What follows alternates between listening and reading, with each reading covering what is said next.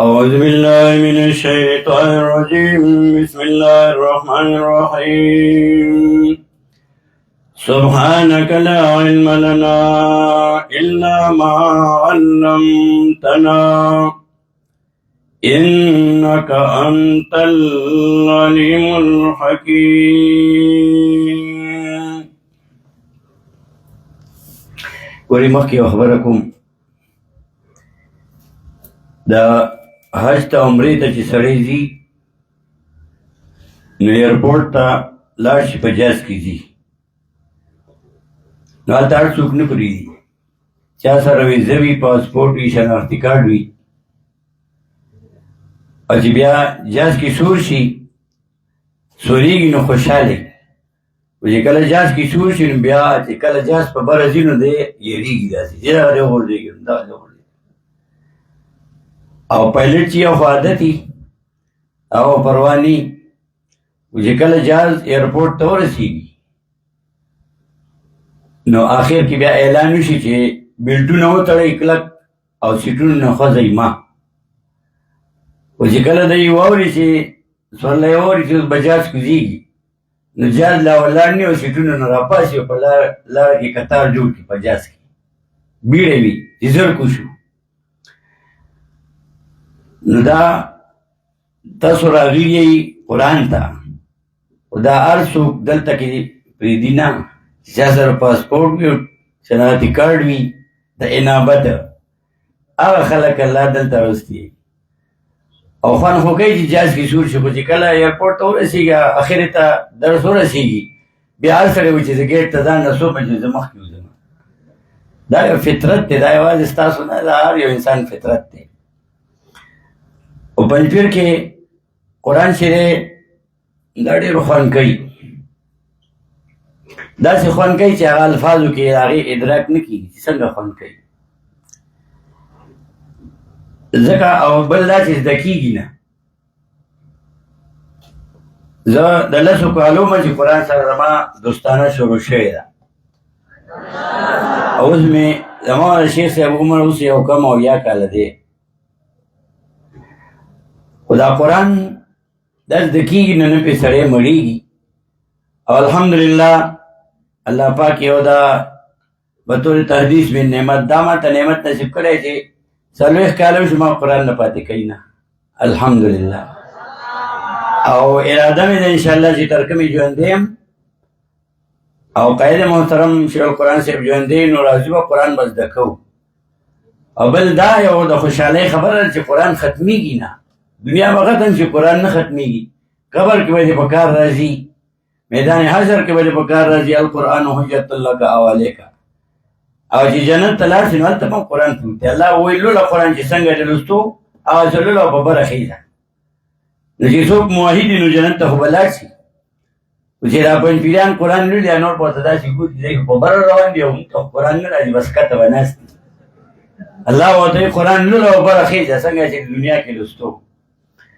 دا د خوند کتاب دی زده کېږي نه او دا سړی ډېر زیات خوشحاله شي ځکه دنیا کې موږ ډېر څیزونه لرو خو چې کومه خوشحالي دی قرآن سره حاصلېږي دا بل څه سره نه حاصلېږي نه عهدو سره نه مال او دولت سره هېڅ سره نه حاصلېږي نو تاسو موږ خوشقسمت یو چې الله پنځپیر ته راوستي وو الله تعالی قرآن اورېدل نصیب کړي دي نو د دې نعمت ناشکري مه کوئ سبق زو ته وایي اورئ لیکل کوئ دا یو سړي جدا جدا طاقت وي په دې لاره موټرې باندې الټو هم رواني ایکسل هم رواني جیل هم رواني پجیرو هم رواني هر یو ګاډي خپل سپیډي په دې کې واړه واړه ګاډي هم دي غټ هم دي پجیرو هم دي ایکسلای جیلای دا ټول مختلفات اتقوا الله ما استطعتم بیا چې څومره د ګاډي طاقت یې په هغه سپیډ کې دي څوک هسې اورېدل کوي څوک لیکل کوي څوک زوتول کوي څوک تکرار کوي او بیا کوم چې پکې پجیرو ګاډي نو هغه بیا مضبوطي انجن یې غټي بیا سبق زوتی لیکي او بیا زده کړه وکړي دا مختلف طاقتونه یې نن ډېر د خوند قرآن خو د خوند کتاب دی خو نن بیا ډېر د خوند د اصولو خلاصه ده او اربعیات دي او آخر کې بیا که تاسو 2-3 منټه بیا راکوله نو په 2007 کې نن نه 13 کاله مخکې د اصولو خلاصه په اشعارو کې په پښتو کې ما لیکلې ده. نو کله زه طالبان ځي نه نو ورته ووایم 2-3 منټه کې، او که ځي نو بس بیا نه و. که تاسو بیا ایسارېدئ یو 2-3 منټه بیا به و، که تلئ نو بس بیا نه و. د قرآن کریم د فهم او د پوهې دپاره اصول او مبادی ذکر کېده. هغه 2 قسمه وو. یو د فهم د آیتونو سره تعلق ساتي، دویم د الفاظو او د معنیو سره تعلق ساتي. د فهم چې کوم وو هغه اکثر بیان شو، یا تعریف د قرآن کریم، حکمت د نزول د قرآن کریم، او قرآن کریم چا سره خطاب کوي. نو بیا خطاب کوي منقادینو سره کوي که غیر منقادینو سره کوي. او بیا مؤمنانو له بشارتونه ورکول، کله دنیوي کله اخروي، کله تسلی کله شجاعت بهادري، چې بهادر څه مسله بیان کا. او کله ربط القلب په زړه باندې ولا پټۍ لګولې، کله غیر منقاد سره خطاب کوي. د هغې 4 ډلې وي: مشرکین، یهود، نصارا، منافقین. او د هغې تفصیل شوی و. مشرکین دا یې بیانوي چې شرک څه ته وایي، چې الله سره ذات او صفاتو کې شریک پیدا کوي. د مشرکانو 4 اقسامو: مشرکین بالعباد، صالحین بالملائکه، بالجن، او مشرکین یهود، نصارا، منافقین. او مشرکین دا 4 قسمه. مشرکین چاته وایي؟ نو چې الله سره ذات او صفاتو کې شریک پیدا کوي. نو مشرکانو خو الله منلو چې خالق ته، مالک ته، رازق ته، مدبر دا یو شي دی، خو په جګړه په الٰه کې وه. بیا شرک اعتقادي فعلي 2 غټ قسمونه وو. د اعتقادي 4 اقسام: شرک فی العلم، فی التصرف، فی الدعا، فی العبادت. او د فعلي 2 اقسام: تحلیل ما حرمه الله او تحریم ما احله الله. بیا کله زواجر به ورکول غیر منقادینو ته، کله تخفیف دنیوي، او کله ختم القلب. کله کله یو آیات کې به چې سوچ تکې دا اصولنا 40 به یو بیانوي. اصول 4 4 مقاصد مهمه ته اصول 4: توحید، رسالت، او صداقت الکتاب، او اثبات د قیامت. او ممدات 4: جهاد، انفاق، تنظیم، آداب. دارنګه مثلا توحید ثابتول په مختلفو دلایلو سره: دلایل عقلیه او نقلیه، وهي دلایل عقلیه په 3 قسمه: دلایل عقلیه محضه، مسکت للخصم، اعترافي. دلایل نقلیه من الانبیاء، من الجن، من الاولیاء. دارنګه دلایل وحیه. دلایل چې ټول بیان کړم، بیا آخر کې الحلف. په توحید باندې اعتراضات، کله الخصومة والجدال، کله التحیل والتوسل بالوسائل الشرکیه، کله قیاس فاسد، کله اتباع الآباء، کله اتباع الظن، کله تقول علی الله، کله افتراء علی الله. او د هغې جوابونه: اثبات رسالت او قرآن، او اثبات د قیامت. په دې باندې او د منکرینو اعتراضات ذکر کړه. په نبي علیه السلام اعتراضونه چې دا څنګه سړی دی خو روټۍ خوري، خوراک کوي، بازارونو کې ګرځي. بیا اصول ممده آیه ذکر کړه: جهاد، انفاق، تنظیم، آداب. جهاد دپاره منازل و تدبیر، منځن د ملک د کور اصلاح، د ملک اصلاح، د فرد اصلاح، د میدان جنگ قوانین، او د فتح نه وروسته قوانین، هغه ټول ذکر کړه. ممدات ذکر کړه. آداب بیا سوره حجرات. یا سره دا پیژندلو چې دا صورت مکی دی که مدني دی. او بیا احکام وخت سره کله کله بدلیږي. دارنګې نسخه پیژندل، دا پکار دي چې نسخه څه ته وایي. نسخه ما ننسخ من آیة او ننسها نأتي بخیر منها. لغت کې نسخه څه ته وایي. نسخت الشمس الظل، نور چې راوختو نو سوری ختم شو. دارنګې نسخت الریح الآثار، سیلی راغله نفی ورانې کې. دارنګې نسخه په معنا د لیکلو سورې جاسیه کې آیت 29 کې راځي: انا كنا نستنسخ ما كنتم تعملون. مونږ لیکو چې تاسو څه کوئ. دارنګې اصطلاح کې نسخه یو حکم تر یو وخته پورې، چې الله بل حکم راولېږلو د هغې ټایم یې درته وښولو. دارنګې نسخه په معنا په مختلفو معنو سره راځي. دارنګې ربط د صورت سره، د آیاتونو سره. او په دې باندې ډېر کتابونه د علماو لیکلي شوي وو. د هغې تفصیل یې کړی و، ګڼو علما یې ذکر کړي وو شیخ العرب والعجم شیخ القرآن والحدیث حضرت العلامہ امام محمد طاہر نور اللہ مرقدہ داغی سمت الدرر فی ربط الآیات والسور وخلاصتها المختصر لمن اراد ان يتذکر او يتدبر.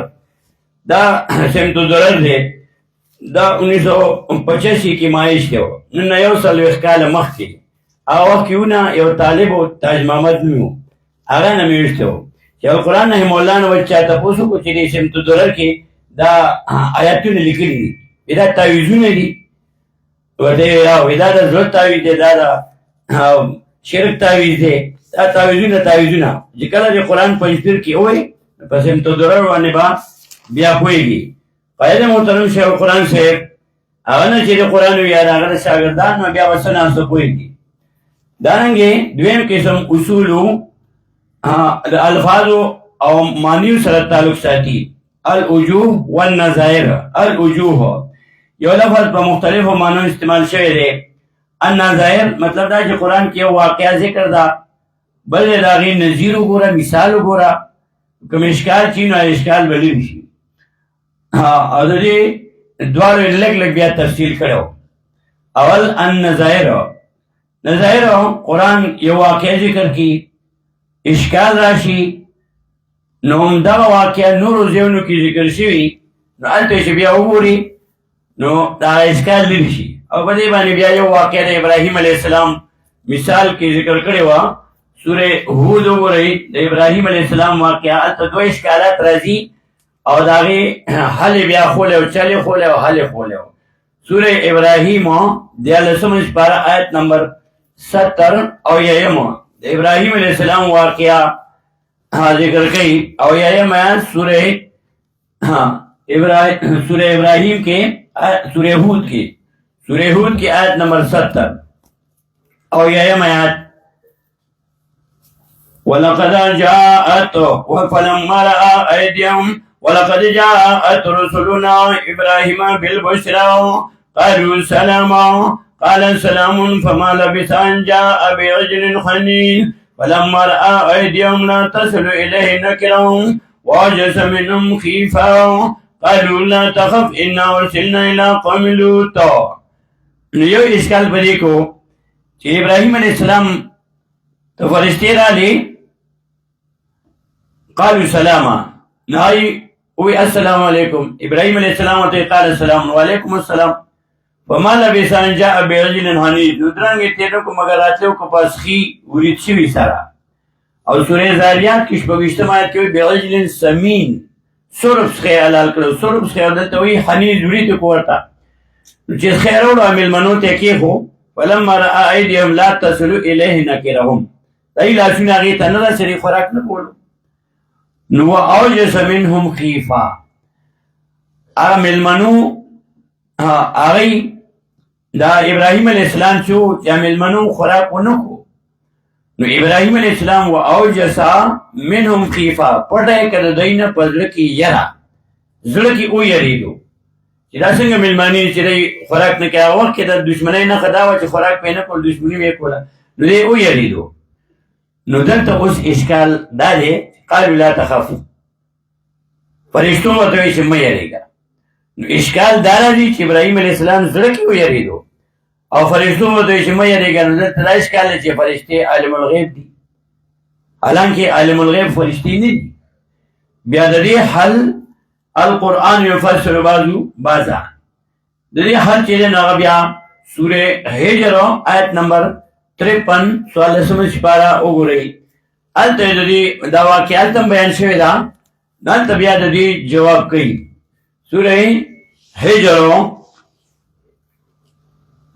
سورة الحجر کے دا واقعہ ذکر شوی دا نو بیا تفصیل کئی اور دی جوابونه کئی.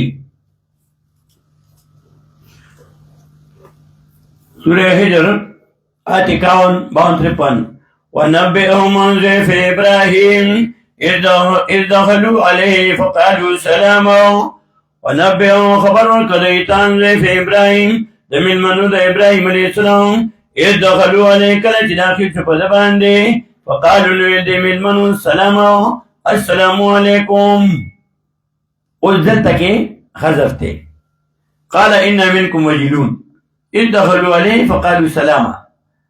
فرشتي داخلي شنوي السلام علیکم. او دلته نور واقع نشته.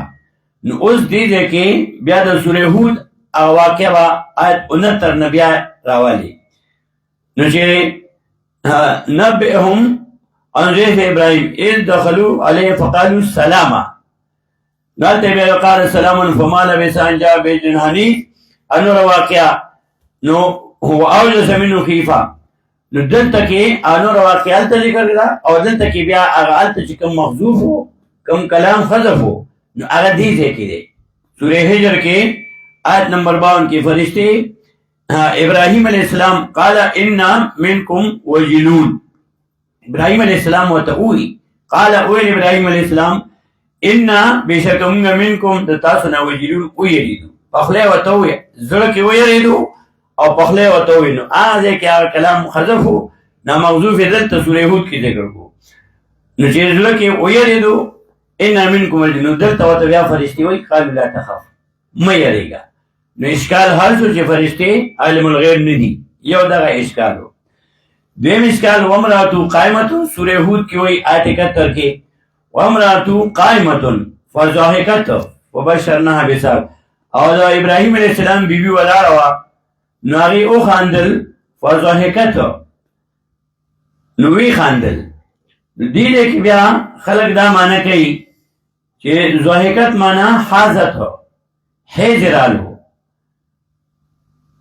حیجرالو نو هغې وخاندل. و دا معنی قائد محترم شیخ القرآن صاحب فرمائی چې دا معنی دا غلط راحیز زهکو دا په معنی راحیز چته نه راغلی. فراوی چې زهکو دا په معنی راحیز چته نه راغلی عربو کې. دلته زهک تفرید په قائمتون دا زهک تفرید په قائمتون دا نه صحیح کیږي. زهک تفرید په بشارت باندې ځکه ذهن د امر عجیبه نه راځي. یو عجیبه کار سړی وویني نو خاندي او هسې چې داسې یو سړی ناست چې نه څه خبرې نه څه عجیبه نه څه بل څه او هسې په خندا شي نو خو لیونی وي. چې څه عجیبه کار وویني خبره واوري نو بیا وخاندي. نو ذهن تفریح په موضوع باندې موضوع هغه سورې ذاریات کې دی. بیا هلته سورې ذاریات کې آیت نمبر 28 وګورئ. 28 سپاره سورې ذاریات 20 سورہ زاریات آیت نمبر 28 آخر کے وَبَشَرُوا بِغُلَامٍ عَلِيمٍ ازیر ورکو دتا ابراہیم علیہ السلام تا فرشتو بِغُلَامٍ عَلِيمٍ پالک پویا باندے فاقبلت امراتو نو وړاندې شا خزا د ابراهیم علیه السلام فی صورتن پتے ده کې فسوکت وجا نو ټس ورکو تندی تا زنانه چې عجیبه کار ویني تندي ته ټر وای خورې که چېرته ده آیا په پوزه باندې ګوته وای خورې پوزه باندې دا ګوته کېږي آیا ټس ونو فسکتو وجهها ټس ورکو تندي ته وقالت ای عجوز حکیم زما بوډۍ شنډه زما به څنګه زیو شي. نو هغې وخاندله زیرې واورېدو نو فضاحکت نو ویې خاندل. دا دوه اشکالات القرآن یفسرو بعضو بعضا. د پنځپیر ترس چې د قرآن زده کړو نو بیا نور څه ته ډېر کم ضرورت پېښېږي. ځکه قرآن القرآن یفسرو بعضو بعضا خو چې دا چل زده کړي طریقه زده کړي او دا ډېر زر داسې نه زده کېږي. نو القرآن یفسرو بعضو بعضا بیا د علماو د تفاسیرو دا هغوی تفسیر یې کړی اوږده او شیخ القرآن رحمه الله د هغه کتابونو البصائر او په دې ځای کې بیا د کویت د یو ملګري واقعه ذکر کړې وه او د منځني منورې یحیی مولوي صاحب د هغه واقعه ذکر کړې وه چې د قرآن اصول یې وې محاضره وه مدینه کې. یو به ورته زما ټایم والا بل به ورته زما 15 ګنټه بیان یې وکړو او بیا ورته خلکو وایي چې دا دې کوم تفسیر کتلی نه ورته شیخ القرآن رحمه الله تعارف یې ورته وکړو. پاکستان کې دا یو عالم دی هغه وخت کې ژوندی و اوس دنیا نه تللی دی الله دې پرې رحمتونه ولیږي. نو هغه تعارف یې ورته وکړو. دارنګې دا دوه اشکالات وو. نو په دې طریقې سره دا یو نمونه ذکر کا القرآن یفسرو بعضو بعضا. دارنګې دویم الوجوه وجوه یو لفظ په غنو مانو باندې راځي او دا په هر ژبه کې وي او یو مثال ذکر کړو چې لکه جعفر په جعفر سور شو جعفر کتلو نو جعفر یو پړو نو دا جعفر چې دی د سړي نومو او جعفر چې دی نو استم وای خرتم وای او جعفر چې دی لختی تم وای او جعفر چې نو خټکی تم وای نو جعفر په جعفر سور شو جعفر کتلو جعفر یو پړو نو سړی په اس باندې سور شو لختی کتلو او خټکی یو پړو نو دا هر ژبه کې داسې وي عربی کې یو لفظ په ګڼو مانو راځي لکه د هدایت تفصیل کړو یو ځای کې الله وایي سورې احقاف کې لسم آیات شپږویشتمه سپاره ان الله لا یهدی القوم الظالمین یقینا الله هدایت نه کوي قوم ظالمانو ته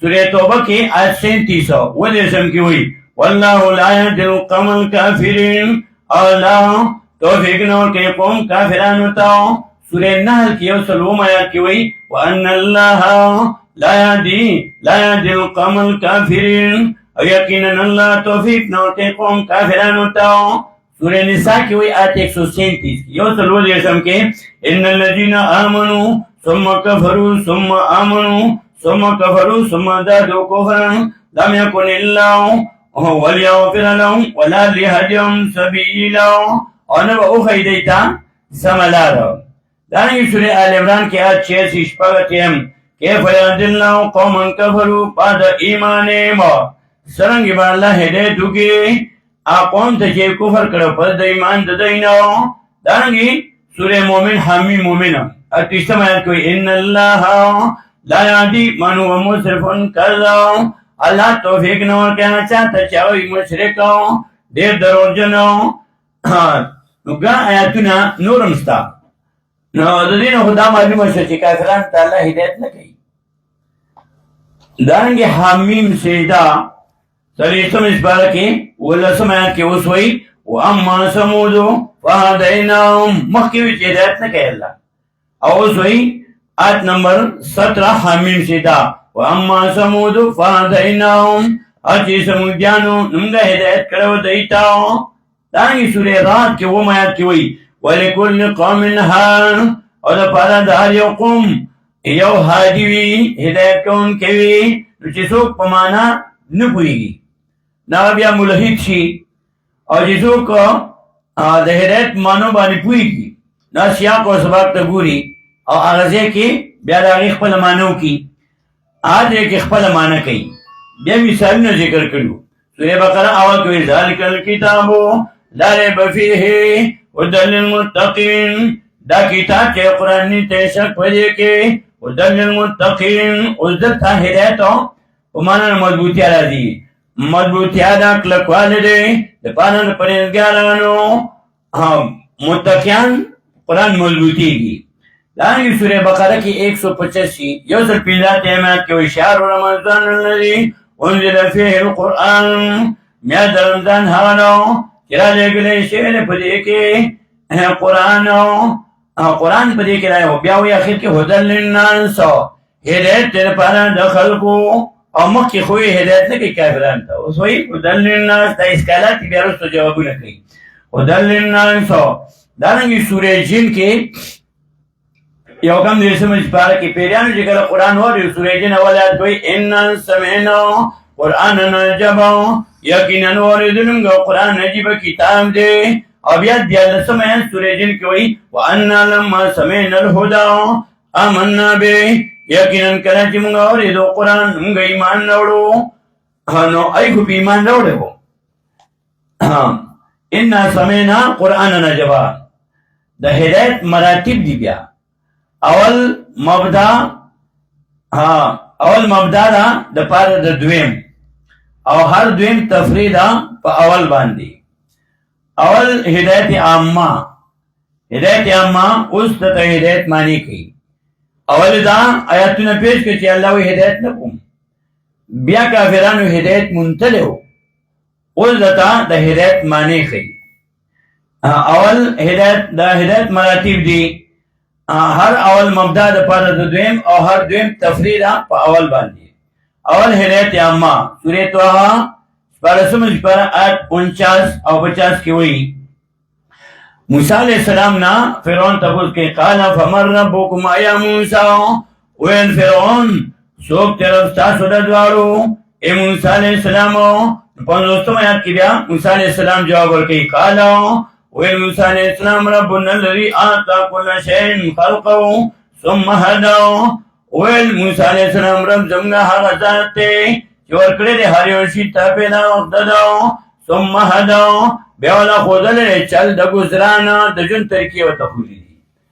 هدایت په معنا د چل خولو د جون تیرولو او په دې باندې بیا ګڼ مثالونه پیش کړیو مریتا د جون طریقې الله خودلی دي دا رنګي د میخي مثال به چې میخه لنګ شي کټه وروړي نو کټه دې بیا په سکیمور نه ته په خلا کیږي چې په اشاره کوي دا چا خلا دی خلا وخت تیر کړي نه څنګه پیدا شونه دی په اشاره کوي دا نه ماشوم پیدا شي مور شي ته واچي او هغه په اشاره کوي دا ته چلو ته چا خو دا تعالی خو د مارغان مثال بیا پیش کړیو چې مارغان جال جوړي چې ته پکې جال جوړي او دا ټی مثال ورکړو چې اتی دونه اوچته دوشته دی نو اغله خرطم ورکړي نو هغه مکه تروږي کې شهر خوراک راوالي او خپل کې واچي دا چلو لچا خولې دی دا ولا الله د جون تیرولو طریقې او د ثم هدا هدایت په معنا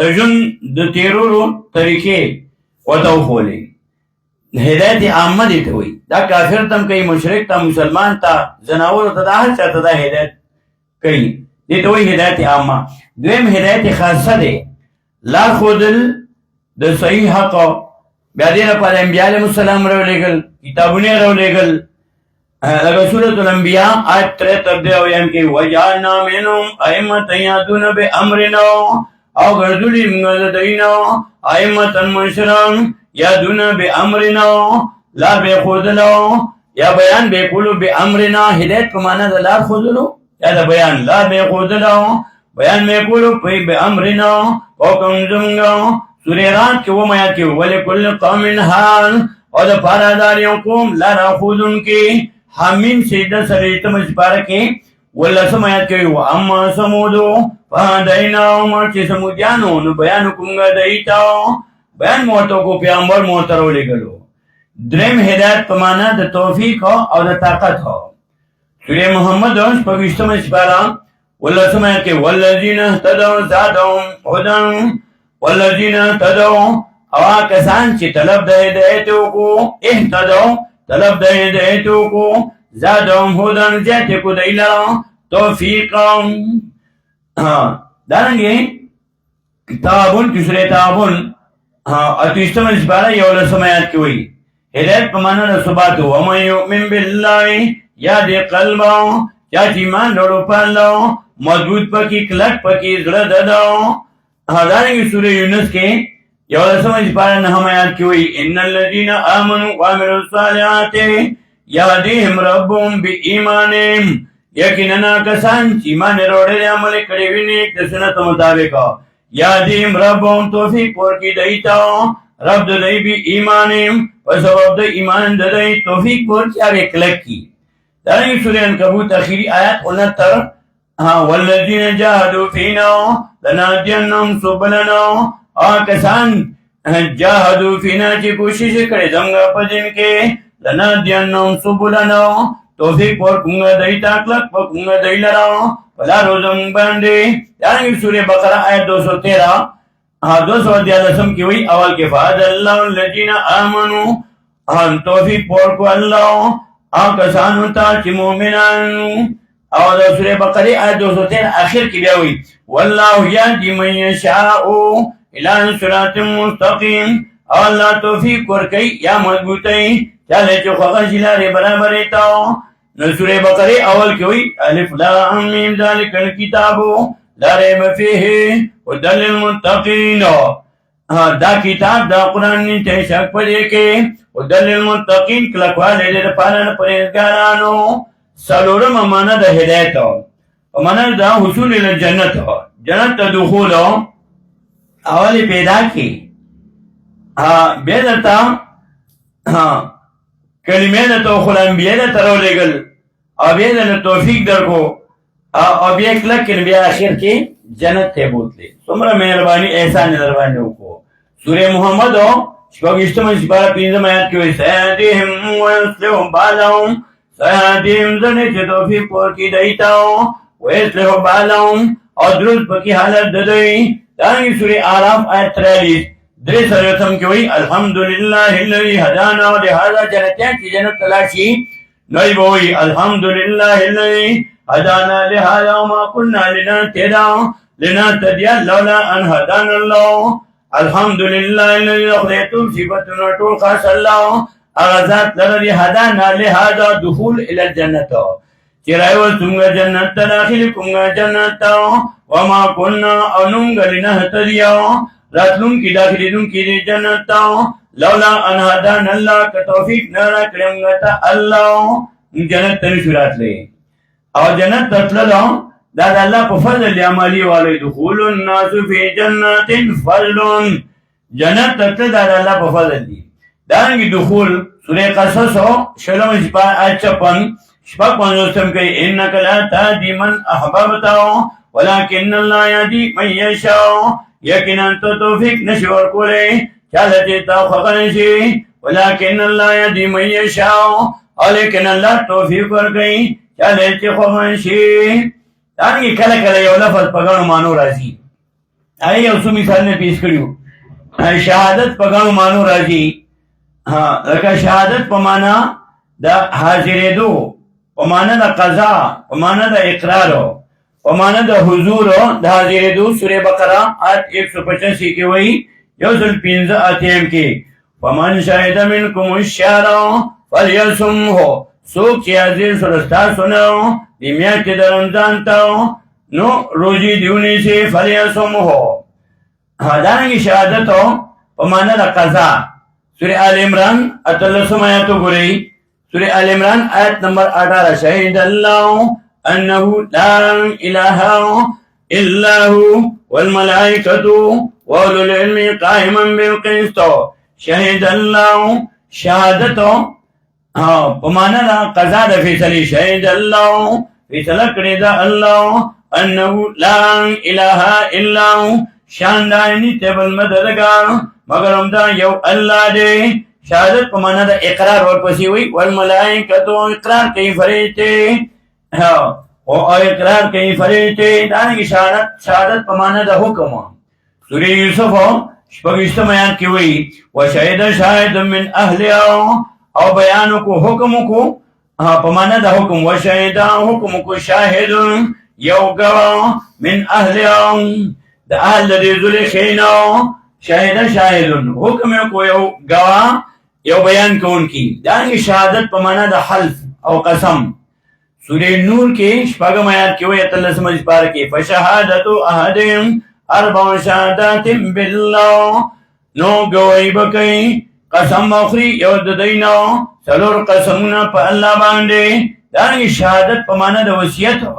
لکه سورې مائده آیت 106 106 کې یا ایها الذین آمنوا شهادت بینکم اذا حضر احدکم الموت. اے مومنانو یا ایها الذین آمنوا شهادت بینکم وصیت په منځ تاسو کې. شهادت په معنا د وصیت. شهادت بینکم وصیت په منځ تاسو کې اذا حضر احدکم الموت، وصیت پکې کله چې راشي یو د تاسو ته مرګ. دانګې شهادت په معنا د موحد. سورې آل عمران آیت 53 کې فکتبنا مع الشاهدین، ولیکن موږ سره د موحدینو چې ګواهي کوي د توحید. شهادت په معنا د علم د پوهې. سورې آل عمران آیت 70 کې وایي وانتم تشهدون، او وایي تاسو ګواهان یعنې پوهه. وانتم تشهدون او وایي تاسو پوهه. دارنګې لفظ قرآن په ګڼو معنو راځي او لفظ کلمه په دې باندې بیا ګڼو آیتونه پیش کړي. لفظ کلمه په ګڼو معنو باندې راځي. په معنا کله په معنا د توحید لا اله الا الله محمد رسول الله. سورې توبه کې آیت نمبر 40 سلیوتم کې وایي وجعل کلمة الذین کفروا السفلی وکلمت الله هي العليا وکلمت الله وکلمت توحید د الله هي العليا د اوچتا دانی سورہ زخرف پینشتم سپارہ اتشتم آیت کے وجعلها کلمتا باقیتا فی عاقبہ مجاہد ہوئی لا الہ الا اللہ کلمہ لا الہ الا اللہ دارنگی کلمہ سورہ یونس آیت نمبر 19 کی وہی مانا دا حکم ولولا کلمت سبقت کلمہ پا مانا دا حکم سورہ یونس آیت 19 نلسم یولسم اسپارا ولولا کلمت سبقت من ربک او کچرنے حکم دا قیامت میں سے من ربک درستانو دارنگی کلمہ پا مانا دا بلن دا اللہ سورہ آل عمران آیت 64 سروج پیتا یا اہل الکتاب قل یا اہل الکتاب تعالوا الى کلمت سواء بیننا وبینکم اہل کتاب رائے سے الى کلمت کلمیتا بلن دا اللہ تاو برابر دا پمن زمگو پمن تاسو کے یعنی سورہ نساء آیت 171 کلمہ پمانا دا عیسیٰ علیہ السلام عیسیٰ علیہ السلام بارا کیا لوئی کلمتہو القاہا الى مریم کلمتہو عیسیٰ علیہ السلام القاہا اردو لے دل الى مریم بی بی مریم تا کلمہ پمانا دا کلام اور بخاری شریف آخری حدیث پیش کرو کلمتانی خفیفتانی فی اللسانی ثقیلتانی فی المیزانی محبوبتانی الی الرحمن سبحان اللہ و بحمدی سبحان اللہ العظیم آخری حدیث بخاری شریف دارنگی امت داری گانی معنی کرے امت پا گنو مانو راضی امت پا مانا دا ڈل راضی سورہ قصص آیت نمبر 23 درستم کیوئی امتا من الناس یسقون دا شعیب علیہ السلام دا لونو واقعہ دا گڑو چی ذکر کئی گالتا ہوئی امتا من الناس دلا دا خلقو یسقون خلو کولے گڑو لرا امت پا مانا دا دین امت پا مانا دا دین مشرکین بوید اِنَّا وَجَدْنَا آبَاءَنَا عَلَىٰ أُمَّةٍ وَإِنَّا عَلَىٰ آثَارِهِم مُهْتَدُونَ مونگا خپل مشران پیو دین بانی منتی دارنگی امت پمانا دا زمانی سورہ یوسف کی آیت نمبر 45 پیزا سرطم کے وَقَالَ الَّذِي نَجَا مِنْهُمَا وَذَّكَرَ بَعْدَ أُمَّةٍ کسوی چی اخلاص شو دا دیدوارونا کی جیلیانونا وتیاد چو پستا سزمانینا بعد امتن پستا سزمانینا دارنگی سورہ نحل کی 120 یوزر شرمائے کہ ابراہیم علیہ السلام توئی ان ابراہیم کان امتن کانتا للہ تابدار متویو رجل متویو ان ابراہیم بشک ابراہیم علیہ السلام کان امتن دے تابدار دا اللہ امتن متویو رجل متویو اب یاد عبداللہ ابن مسعود رضی اللہ تعالیٰ عنہ حضرت معاذ رضی اللہ تعالیٰ مبارک ویلو ان معاذن کان امتا حنیفا للہ معاذ رضی اللہ تعالیٰ عنہ اگا لکو تابدارو اب یادی بانی گنو اگو تفصیل کرو اور حضرت عمر رضی اللہ تعالیٰ عنہ واقعی ذکر کرو چیو سرے رالو تو چیزما دیر وخوشو چیزو دو کالا چیزا دا کلی نبارم اوز پیدا خلی پا گیٹ بانی بچے دے حضرت عمر رضی اللہ تعالیٰ حکموں کو چی سنساری کی رجمی کئی معاذ رضی اللہ تعالیٰ اغنان سواغوتینا صبرو که چی بچه پیدا شی او چی کلا بچه پیدا شو نو د مور په ګډه هغه 2 کاله پاتې شو. حضرت عمر رضی الله تعالی او فرمایل لولا معاذ لهلك عمر کا معاذ رضی الله تعالی نه عمر رضی الله تعالی به هلاک شو. او یا شیعاګانو دا خبر ولټکا لولا علی لهلك عمر بیا وی معاذ رضی الله تعالی ہوتا عبد الله ابن مسعود رضی الله تعالی او ته امت ویلو. دانګي قرآن کې کله کله مجاز راځي او په دې باندې وګ تفصیل کړو. دا واغرقنا آل فرعون سورہ بقرہ کی 15 آیت کې واغرقنا آل فرعون اور کومګو آل فرعون نو د مناطقو مشر محقق دوانی اغوی چې فرعون نه دی غرق شوی، ځکه دلته وایي چې آل د فرعون غرق شو، او بیا دې باندې تفصیل کړو. نو دا سورې بني اسرائیل 103 یو سل 3 آیات پیش کړو چې الله وایي فاغرقناه ومن معه جميعا، ممزوج زمانه وکې کړه باندې کې فاغرقناه ومن معه جميعا، غرقنا فرعون آسو کې د سره فاغرقناه پس غرقنا فرعون ومن معه آسو کې د سره جميعا ټوله. نو کله به ممزوج زمانه کې اول دې بیا نور وګ تفصیل کړو. بیا د مفسرینو طبقات آی ذکر کړ، طبقات المفسرین او طبقات المفسرین دا العرفان چې دی نو د دې په اخر کې بیا د طبقات المفسرین دا یو لس طبقه د ذکر کړی چې تفسیر د نبی اسلام د زمانې نه شروع شو. اول مفسر د تفسیر جناب رسول الله صلی الله علیه وسلم، بیا طبقه اوله کې صحابه کرام رضوان الله تعالی علیهم اجمعین، پای کې بیا ابوبکر صدیق رضی الله تعالی اول مفسر د قرآن، بیا دویم حضرت عمر فاروق رضی الله تعالی عنہ، او دریم بیا عثمان غنی ذوالنورین رضی الله تعالی عنہ، څلورم بیا علی المرتضی کرم الله وجهه رضی الله تعالی عنہ، بیا ابن مسعود رضی الله تعالی عنہ، او بیا ابن عباس رضی الله تعالی عنہما، ابی بن کعب رضی اللہ تعالی عنہ، زید بن ثابت رضی اللہ تعالی عنہ، ابو موسی اشعری رضی اللہ تعالی عنہ، عبداللہ ابن زبیر رضی اللہ تعالی عنہ. دا عرفان اخر کې دا ټول لیکلي.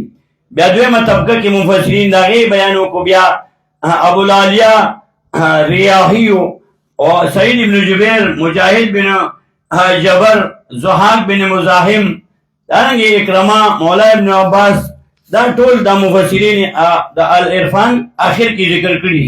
بیا درېمه طبقه کې داغي مفسرین، بیا طبقه رابعه داغي مفسرین، طبقه الخامسه، طبقه السادسه، او طبقه السابعه، او طبقه السابعه من المفسرین، بیا اتمه صدی، بیا نهمه لسمه او یو لسمه صدی.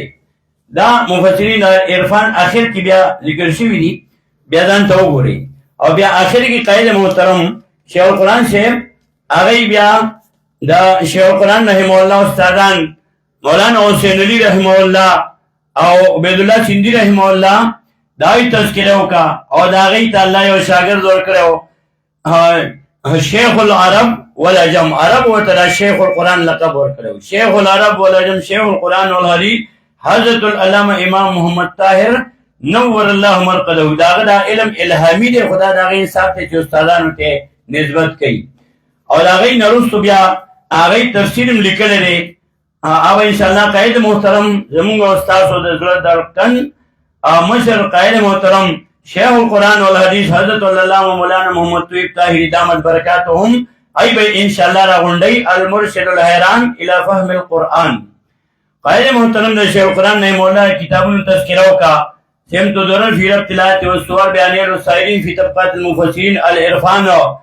او قائد محترم فرمایل چې ډیر کاله مهنت چې کوم ما کړې نو هغه داغي اما په تنویر الجنان کې راوون کو. بیا او بیا کور کې الله پاک د دې کور نه د قرآن خدمت اخیستل او اخلي تینا، الله دې تینا نورم واخلي تر قیامت پورې، تر ژوند پورې الله دوینا خدمت واخلي او د دې الله په قرآن باندې تر قیامت آباد ساتي. او بیا ام یمان زموږ استاد روحاني مور، هغه د پښتو ترجمه ولیکله رضیت التراجم په یوسفزۍ ژبه کې، او 2 جلد کې، او دواړه اوس یو جلد کې چاپ کو. او بیا بل کتاب ولیکلو ترجمه د اردو مرضیت التراجم، پښتو رضیت التراجم، اردو کې مرضیت التراجم د قرآن ترجمه، او د قرآن اصول ولیکل الوابل الصیف فی درس شیخ محمد طیب.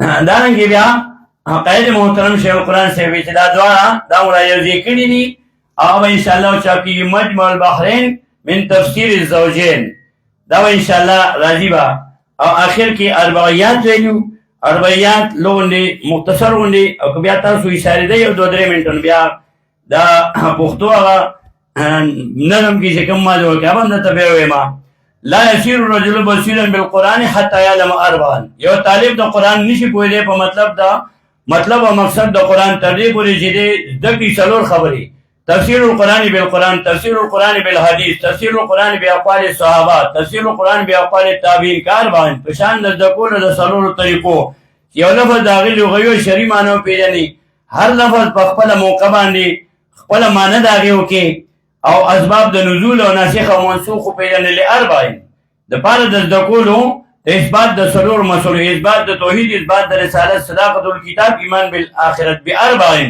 دا به ثابتوي په څلور قسمه دلایلو: دلایل عقلیه، نقلیه، وحیه او الحلف. ويمدها باربعین او مضبوطی به دا په څلور باندې: الجهاد فی سبیل الله تعالی، الانفاق فی سبیل الله تعالی، التنظیم او الآداب. لیرد بها اربعا دپاره د رد کولو د څلورو: مشرکین، یهود، نصارا، منافقین. کار باندې په شان د رد کولو د نورو څلورو: شرک فی العلم، شرک فی تصرف، شرک فی دعا او شرک فی عبادت. فی اربعین په څلور قسمو مشرکانو کې: مشرکین بالعباد الصالحین، مشرکین بالکواکب، مشرکین بالملائکه، مشرکین بالجن. ویوضحها باربعین او وضاحت پکې د دې په څلورو باندې: قصص الانبیاء، امثال. قرآن کې څلور څلوېښت مثالونه بیان شوي دي. درېیم عجز د الهو د دی، او څلورم سپکاوی د دلایلو د مشرکانو. ويحذر من اربعین او چې ویریږي د څلورو نه: کفر، منافقت، شرک او افتراء علی الله. کاربعین په شان د نورو څلورو چې هغې نه هم ځان وساتي، د الله حرام حرام وګڼي، د الله حلال حلال وګڼي. درېیم تقول علی الله، څلورم افتراء علی الله. او اربعین او چې ځان وساتي د دې څلورو نه: یو انکار د توحید نه، دویم انکار د معجزاتو نه، درېیم حق پرسته شړلو نه چې حق پرسته ونه شړي، او څلورم حق پرستو پورې ټوکې کول چې دې نه ځان وساتي. ویجتنب من اربعین او چې ځان بچ کړي د دې څلورو نه: مداهنت یعنې سستي، کتمان حق یعنې حق پټول، ترک عمل یعنې په علم باندې عمل نه کول، تحریف یعنې بدلول د الفاظو او د معنیو. درېیم لئلا یبتلا باربعین دې لپاره چې مبتلا نشي په څلورو: زجر، رټنه، ختم القلب، والهوان فی الدنیا یعنې دنیا کې ذلیل نشي. څلورم والعذاب فی الاخره. کاربعین په شان د نورو څلورو چې هغې نه هم بچ شي: اتباع الهوا، استدلال بالآباء، والتشبه مع الله یعنې د مخلوق تشبیه ورکول الله سره، والقیاس فاسد دې نه ځان وساتي.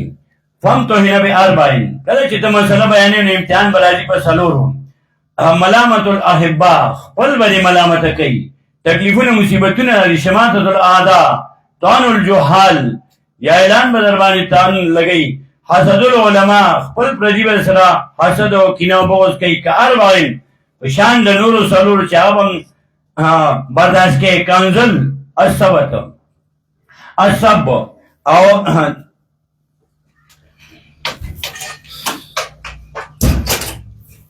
الثبت. څلورم کنزل تکلیفونه قسمه قسم درو، او څلورم مکر الکبرا. واعتصم باربعین او منګولې ولګې په څلورو باندې: قرآن، السنت، اجماع د صحابو، قیاس صحیح.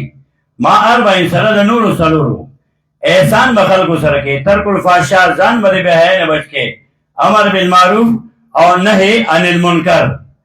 ویتحلی باربعین ښایسته به شي په څلورو باندې. امتحانات په در باندې راځي: عقبات سته د سورة الانعام، بیکاټ به سره خلک کوي، معاندین او نصرة الموحدین او رد په منکرینو باندې. واکرمه الله باربعین او عزتمن به دي کې الله په څلور باندې: تسلی، بشارت، ربط القلب، بشارت د دنیا، بشارت اخرى. کاربعین په شان د نورو څلور چې هم د تعالی درکړي: تشجیع، استقامت، النصرت الله به امداد کوي، د الله معیت خاصه به سره. وهانت علیه اربعین آسان بشیده د څلور: ایثار النفس، ایثار الاموال یعنې قرباني د مال، الهجرة الی الله د الله دین لپاره ملک پرېښودل به درته آسان شي، بایکاټ د الله د دین دشمنانو سره به درته آسان شي. کاربعین په شان د نورو څلورو دا به هم درته آسان شي: تزهید من الدنیا، بېرغبتي د دنیا، اطمینان په تکلیف او خوشحالۍ کې، تکلیف کې به اطمیناني، خوشحالۍ کې به مطمئنې، حق بیان عمراو ته، کلمت الحق عند العمراء، کلکوالی په وخت د تکلیف او د امتحان کې.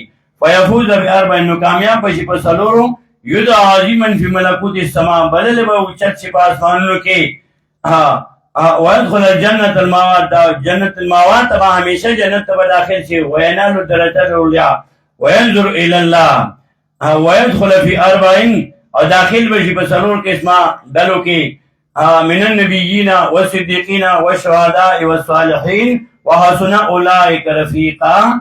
واخر دعوانا الحمد لله.